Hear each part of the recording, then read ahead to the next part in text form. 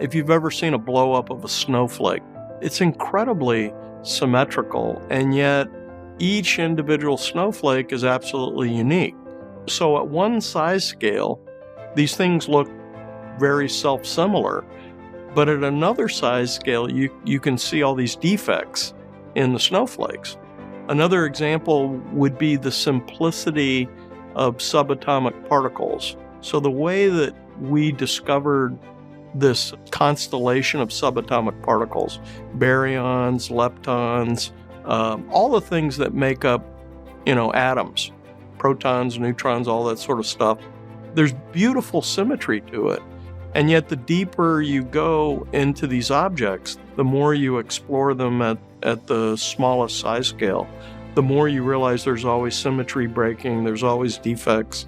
So there's beauty in the symmetry and the elegance and the simplicity of it. But then there's uniqueness when you probe a little more deeply. Every university wants to pursue truth. You don't want to teach falsehood. And I would argue that most universities would perceive that they're also pursuing the good. And truth and goodness are two transcendentals. But the third is beauty, and the fourth is unity.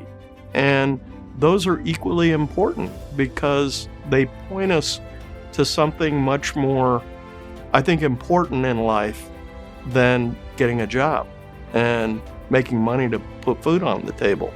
And that is, what does it mean to be human? What does it mean to be a human person?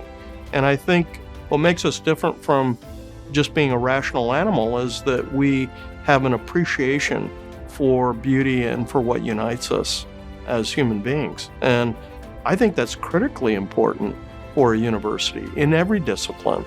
Most universities, I would argue, are not universities anymore. They're multiversities. And so to be a university, something has to unite you, or you wouldn't be a university. So what is that? Again, I would argue that it's the transcendentals. It's truth, beauty, goodness, unity. That's what should unite a university. And if you go to another university and the disciplines never talk to each other, that's not a university.